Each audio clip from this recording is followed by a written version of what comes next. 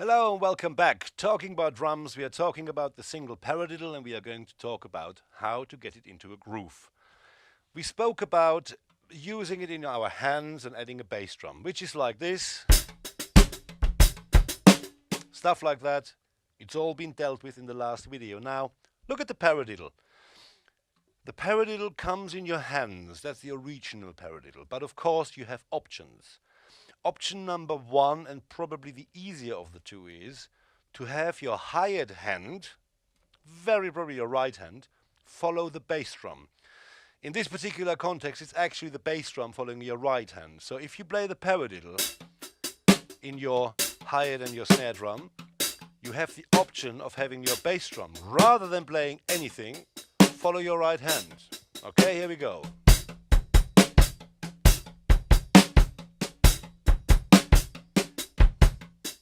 Okay, so when you start to practice that, you will realize that you can quite easily incorporate that in your daily play.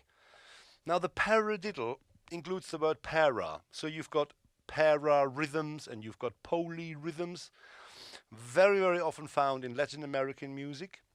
That means in Latin American music that you're creating a pattern with your legs. We're going to go there later when we come to the second volume about rhythms, but you're going to have your legs do something and then you have your hands do something.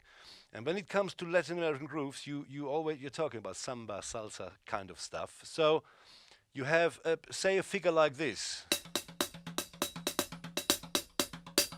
Okay, this figure technically is based on singles, doubles and paradiddles. So the idea is obviously, for example, just as one example, Latin American, to play a pattern in your legs. I'm not going to do this because I'm going to save that for later, but I'm going to walk in my legs. So I'm going to play this. Okay? If you do something like this, it means you play a paradiddle. So you're going from the paradiddle that is done in the rudiments and really boring because you do it in your snare. You actually use this in a major style in all the Latin American styles. Funk, you couldn't play funk without using the paradiddle, obviously. One of the actual elements of using a paradiddle in a groove is, no matter in which style, to have your bass drum follow your right hand. Maybe you want to start really easy by having your bass drum follow your right hand in principle. So you play a single stroke roll and you just have your bass drum follow your hand. Play double stroke roll, have the same. Just as an exercise. Paradiddle. Third paradiddle. Okay. Later on we're going to talk about independence, and when we speak about independence we speak about 5 different kinds of independence a drummer has to master. This one would be your right side independence, because your right side is doing something together. Your right side meets and plays against the left, if you like. So this is your paradiddle. Okay, and that ranks as a groove. More importantly, and really I believe sometimes also in many cases more difficult, is if you actually take the paradiddle away from your hands and you let the paradiddle happen between, say, your bass drum and your snare. And as you realize now, this is a sad moment, because this is one of the things I cannot do with my right hand on the hi-hat. Now I have to go back to my natural play. I have to take my left hand to my hi-hat, because that's what I actually do. For the purpose of these recordings, I do most of the stuff with my right hand, because I suppose 99% of these people out there, these strange people, are right-handers. Play the paradiddle with your bass drum and snare. Interesting exercise. Put the 8th, simple 8th on your hi-hat.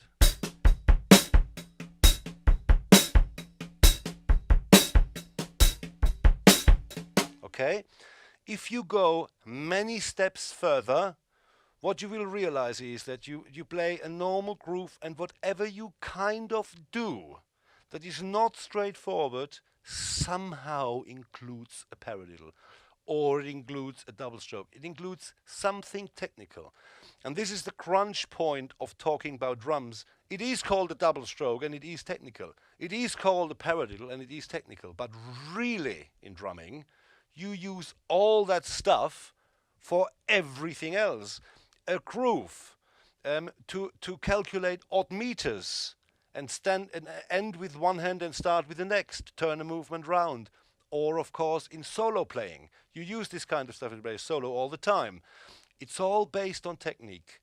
And the concept of my method is to bring that technique right into the depth of drumming. This is a prime example. Okay? This is a real groove. You play that every day and you do it. Now, the tricky bit comes when you say, for example, you want to play with your hi-hat. You want to not play eighth, but you want to play something like this. Okay, now you keep that going and you try the same thing with the paradiddle in your hands and your legs. 3, 4.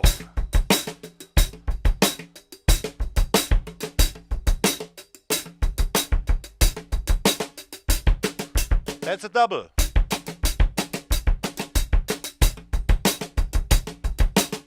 Okay, this is the kind of stuff. If you listen to music and if you listen to drummers play, good ones, bad ones, famous ones, not so famous ones, you will realize that if you really listen,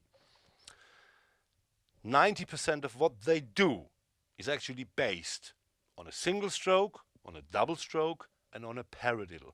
And to take these movements and bring them into grooves and bring them into the independence and bring them into styles, bring them into solo play, be versatile about them, that is the essence. And it all begins with the very first movement, the single stroke roll. It goes through the double, it goes through all the rudiments.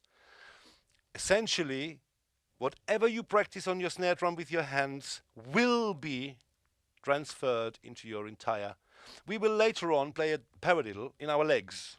And we do something entirely different with our hands. We're going to look into this, and you can really boil down drumming to a few motions which you can use to learn all about drumming. And this is the concept of this method. So I hope you're enjoying it. Please remember to take your time.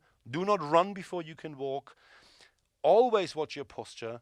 Always watch your stick technique. It's very, very important. Go for it. Enjoy. I'll see you in the next volume. Thank you very much. God bless you. Practice. Bye.